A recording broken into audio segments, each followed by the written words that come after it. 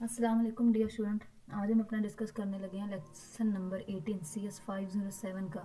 तो आपकी mid term का जो सिलेबस है ऑलमोस्ट वो मैंने कंप्लीट कर दिया, ठीक है ना। खैर, आगे देखेंगे सिस्टम डेवलपमेंट लाइफ साइकिल। ये जो स्टार्ट के जितने भी टॉपिक है ये 17 चैप्टर से सिमिलर है, तो जिसने इस टॉपिक को सही से देखना है वो 17 लेक्चर ले ले, ठीक हो गया। तो एस डी एल सी क्या है, किसी भी सिस्टम को डेवलप करना ओवरऑल, क्योंकि एस डी एल सी से आपको स्ट्रक्चर मेथड ये सारा मैंने बता दिया है वहाँ पे, ठीक है। इसके टाइप्स देखें, डिफरेंट किस्म के मॉडल है सिस्टम डेवलपमेंट लाइफ साइकिल में। वाटरफॉल मॉडल है, ठीक है, कि जैसे कि वाटर एक स्टेप बाय स्टेप चीज़ आपने करनी। इंक्रीमेंट मॉडल, आइटरेटिव मॉडल, सारे मॉडल मैंने लास्ट चैप्टर में 17 चैप्टर में एक्सप्लेन कर दिए और उसकी फर्दर एक्सप्लेनेशन अगले चैप्टर में भी अवेलेबल है, आप देख लीजिएगा, ठीक है। नीड असेसमेंट को भी मैंने वहाँ पे कर दिया है, ठीक है, कि इन्फॉर्मेशन सिस्टम नीड बेसिस पे डेवलप किए जाते हैं, ठीक है, हो गया।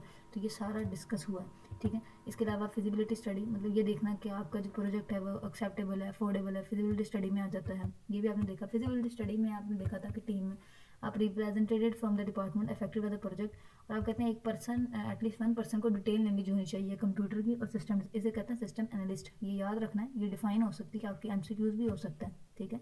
ऐसे ही एमसीक्यूज आते हैं जिन्हें, इसलिए मैं कहती हूँ कि हैंड आउट अच्छे से कर लें, ठीक है। आगे वगैरह, जिस पर्सन को नॉलेज हो, डिटेल नॉलेज, उसको ऑर्गेनाइजेशन की नॉलेज भी होनी चाहिए, उसे करंट सिस्टम ऑपरेट जो होते हैं उसकी नॉलेज भी होनी चाहिए। Information need of the system, defect in the existing system, ठीक है।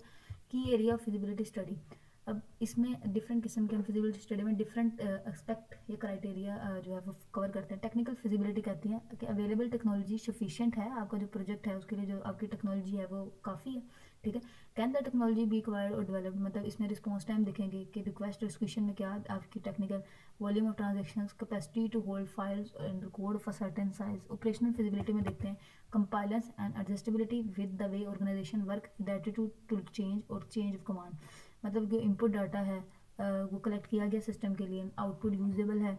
इकोनॉमिक फिजिबिलिटी में देखते हैं कि जो बेनिफिट, जो do the benefit of the system, जो कॉस्ट आपकी लगी उससे बेनिफिट आपको ज़्यादा मिलेंगे नहीं मिलेंगे, ठीक है। बिहेवियर फिजिबिलिटी के impact, will the system, what impact will the system have on the user quality और वर्किंग लाइफ में क्या असर पड़ेगा, मतलब बिहेवियर फिजिबिलिटी में कि वह जॉब स्ट्रेस को कम करेगा, जॉब सेटिस्फेक्शन प्रोवाइड करेगा, ठीक है। कोस्ट प्रपोज सिस्टम, ठीक है। आप जब सिस्टम प्रपोज होता है उसमें कॉस्ट होती है, एक होती है वन ऑफ कॉस्ट, आपको जो भी आपने चीज़ बनानी है आपको पता है उसकी एक खुद की एक स्पेसिफिक, आपको उस प्रोजेक्ट पे पैसे लगाने पड़ेंगे। फिर इक्विपमेंट कॉस्ट भी होती है, इंस्टॉलेशन कॉस्ट भी होती है, डेवलपमेंट कॉस्ट भी होती है, ट्रेनिंग कॉस्ट भी होती है। ये सब आपने अच्छे से कर लेना है, ठीक है, ये वाला डायग्राम से। बेनिफिट क्या है प्रपोज सिस्टम के, मतलब पर्पज ऑफ दिस एक्टिविटी के कंसिडर्ड बेटर डिसीजन मेकिंग, ठीक है, मोर आपको मिले, efficient use of staff time, customer satisfaction.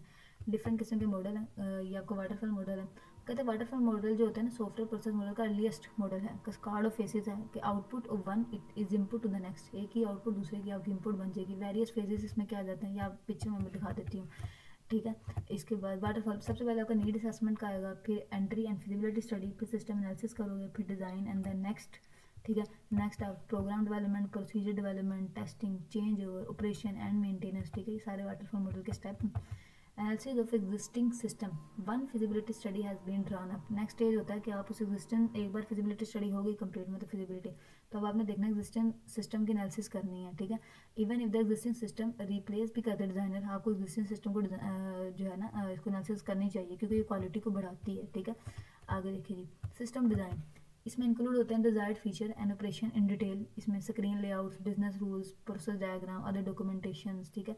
इसमें इंक्लूड होते हैं सिस्टम डिज़ाइन में strategic requirement, organizational job design, ठीक है, design of information flow, design of user interface, physical design, सब डिज़ाइन में आ जाता है। जिनको डिज़ाइन के बारे में पता है उन्हें पता ही होगा, ठीक है। Forms can be complete any form, ठीक है। Organization and job design, change in the strategic requirement will necessitate the change in the following for the part of organization, organizational structure, job ये इतना इंपॉर्टेंट है, आप देख लें इसको, ठीक है।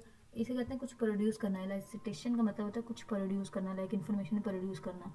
डिज़ाइनर मस्ट अंडरस्टैंड कि कौन सी इन्फॉर्मेशन रिक्वायर्ड प्रोवाइड करनी चाहिए, data must be capture to produce the information. दो प्रोसेस इस सूरत में आप फॉलो कर सकते हैं कि आप स्टेक होल्डर से पूछें कि उसको भाई क्या चाहिए, एनालिसिस करें, एक्सपेरिमेंट करें, ठीक है। ये तकरीबन आई थिंक हमारा लेक्चर हो चुका है एंड, ठीक है। तो मैं थी ये मुझे कमेंट आया था किसी का, उन्होंने कहा था कि एग्ज़ाम होने से पहले जो है वो लेक्चर कंप्लीट हो जाए, तो उनके कमेंट ने मुझे मोटिवेट किया। टाइम भी नहीं था तो इस टाइम बैठ के बनाए, लेकिन उनके कमेंट से इतनी मोटिवेशन मिली कि मैंने टाइम निकाला।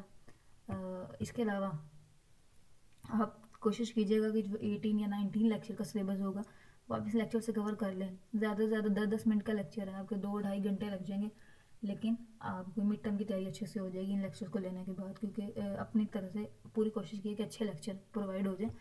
बहुत ही कम हुआ है कि किसी टॉपिक को मैंने मिस किया है या उसकी मैंने इग्नोर किया, तो वो इतना खास नहीं होगा।